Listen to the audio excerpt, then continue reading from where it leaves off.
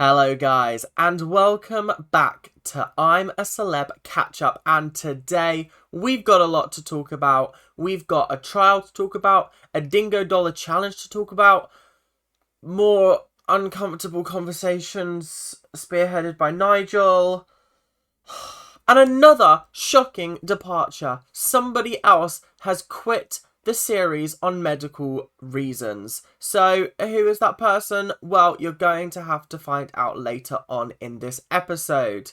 So, the campmates woke up and it seemed like they were in good spirits, actually. They were using the stock cubes or part of in order to flavour the rice. And Tony said this is the first time that he's actually enjoyed eating the rice, which I think is, yeah, that's good. I think I would really struggle with rice and beans. Not the rice necessarily, but the beans part. I'm not a massive fan of beans. Like, I'll eat them if I have to, but I'm guessing if I'm hungry enough, I'll eat them. I won't care. So I can understand why a little bit of flavouring would just really help lift that meal up and make it a lot tastier. So I thought that was quite interesting. And then Josie was down by the creek, bless her, and she looked up to talk to, I can't remember who she was talking to, but she was talking to somebody. And then next to them, Fred just had his arse out. And I thought that was quite funny, because this is now the second person that Josie's witnessed bearing all up at the shower, which... Oh, do you know what? Yeah.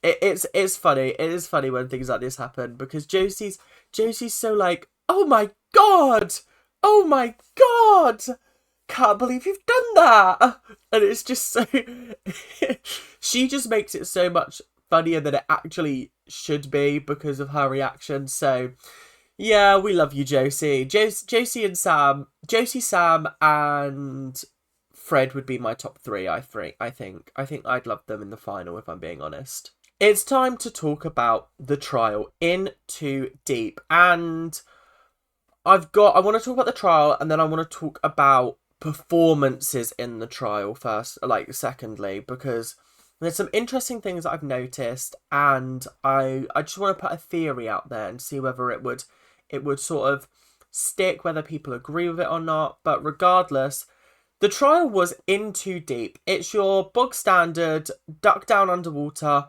hold your breath, and undo a lock to get the star out. It's a lot easier than past tank trials, but equally, if you're not good at swimming or you're not comfortable underwater, then it could pose some kind of problem. So Nick and Nigel were chosen for this challenge, and Nick seemed like, yeah, if it's water, chill, I'm fine with that. Like, I'll smash it, don't worry. But Nigel was very concerned and was very sort of like, oh, I don't know, ooh.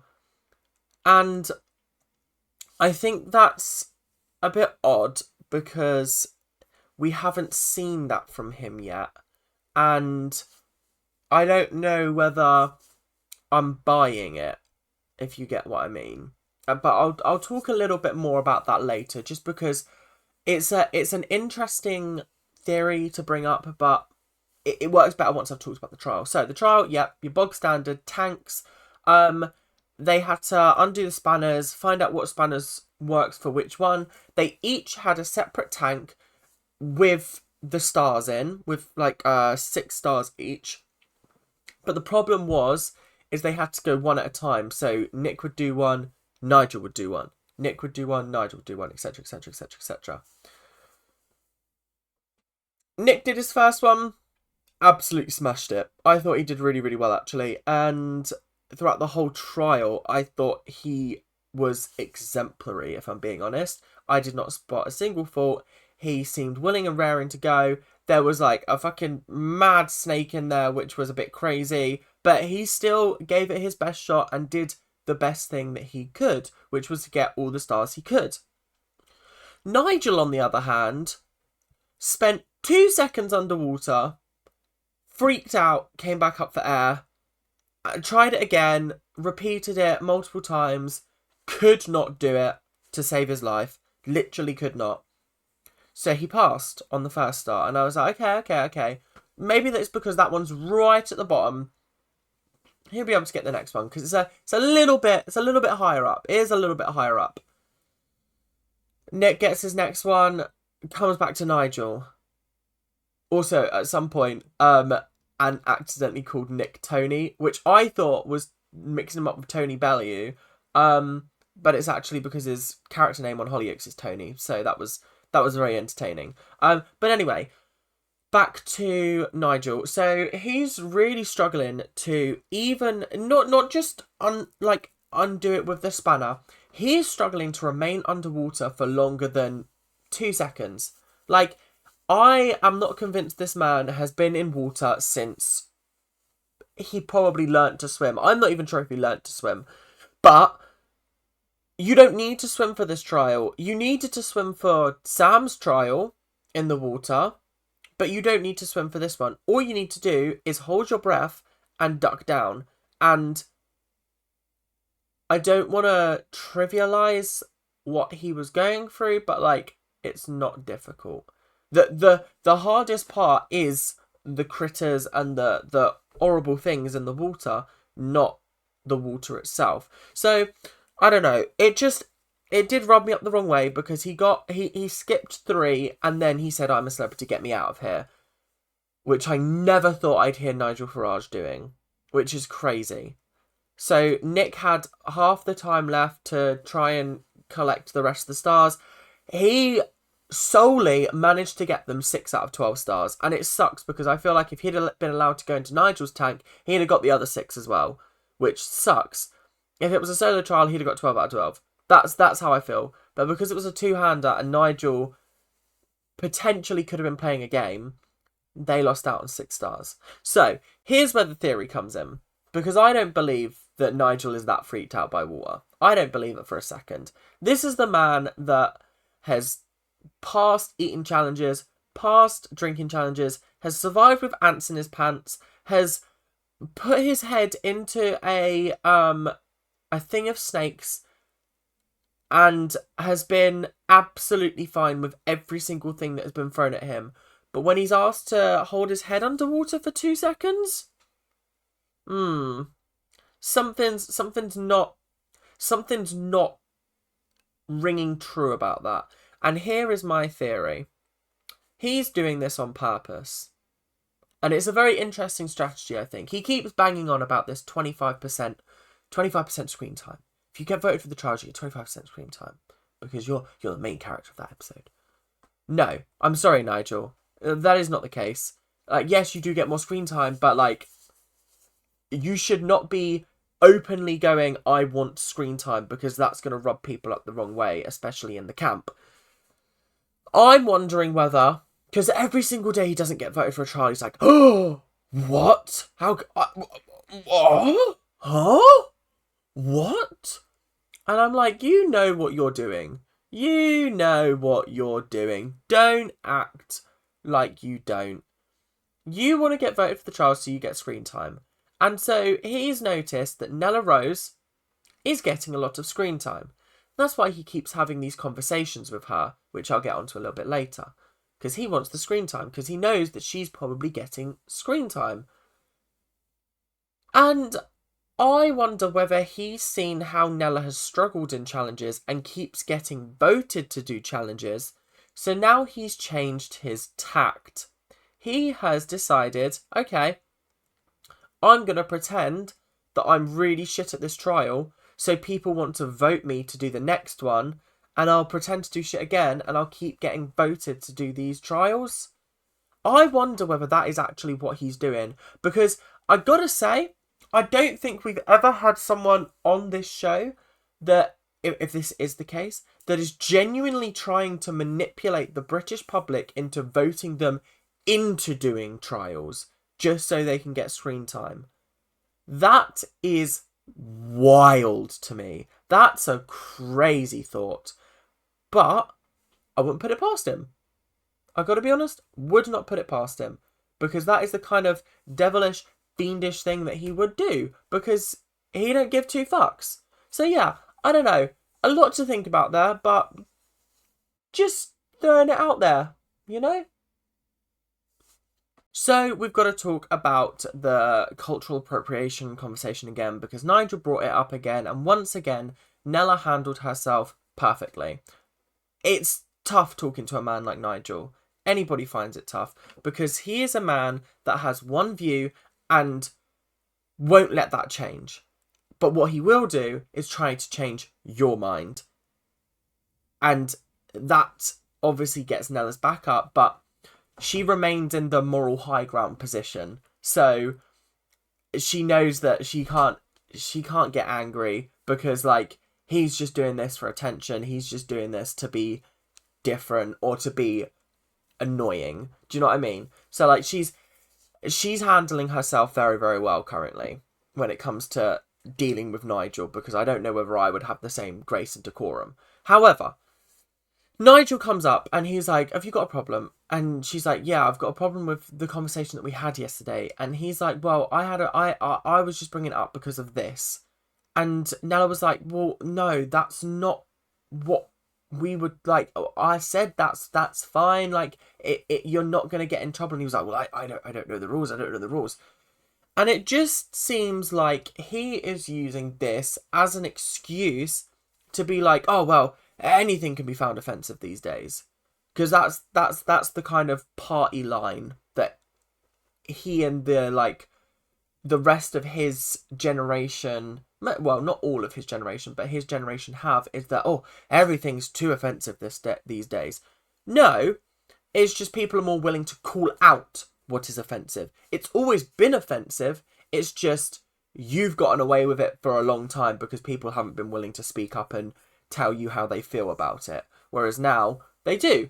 And it's a case of, he said something along the lines of, oh, cultural appropriation was never a thing back in my day.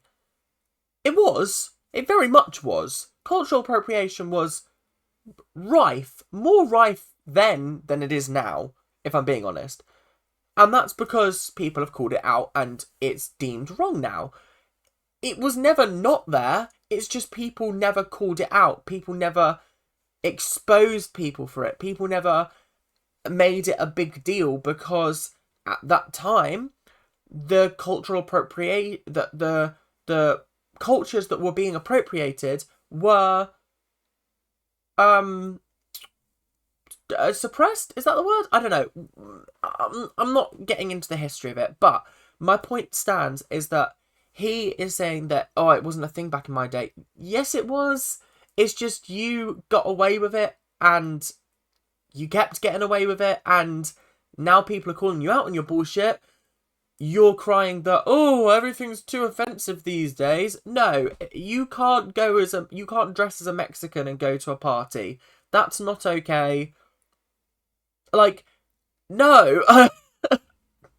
Because it's not a costume. It's not a costume. It's a like, if you were to go to a I think there's a difference between wearing a sombrero and wearing a Mexican costume. Does that make sense? There's a difference between I don't even like I just can't get behind what Nigel was saying, because he was trying to hide behind the fact of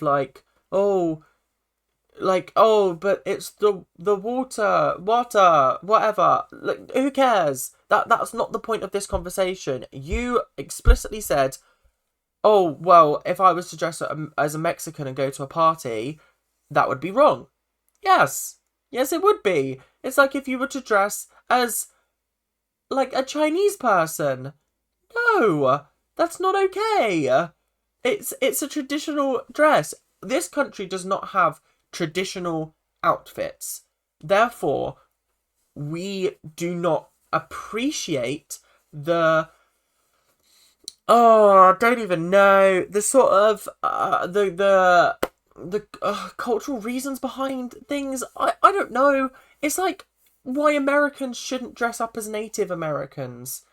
It's not okay, because that is a a group of people that is very much a minority in the country for horrendous reasons, but it's not okay to dress up as them for fun. Do you know what I mean? Because that's how they dress. It's like, oh, do you know what? I can't even bother to explain it. I feel like people watching this will either get my point or they'll disagree with it. So whatever. But another interesting thing that Nella said was that she thought he uses her words against her. What did I write down? Hold on.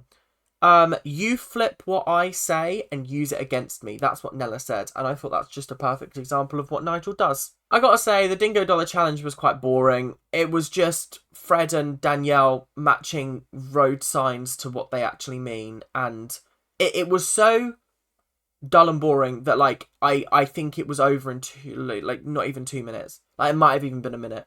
And then they got to the thing, and they were asked how many doof doofs were at the start of the EastEnders theme song, and it's doof doof doof doof doof doof doof doof doof. So it's 9. And I thought that was quite obvious, but some people were like, oh my god, it might be 8. Oh my god, it might be 10. And I was like, oh my god, just count it. Just do it slow. I did it in 10 seconds. But then the funniest thing was that Danielle even got it wrong. She was like, doof doof doof doof doof doof doof doof. And I was like, huh? What? That's not what it is. You work on the show. But anyway, I thought it was very interesting. They got it right, so they got some crisps. I think they each got like 2.5 crisps each, which I think is ridiculous. They should each get a bag, because I'm not being funny.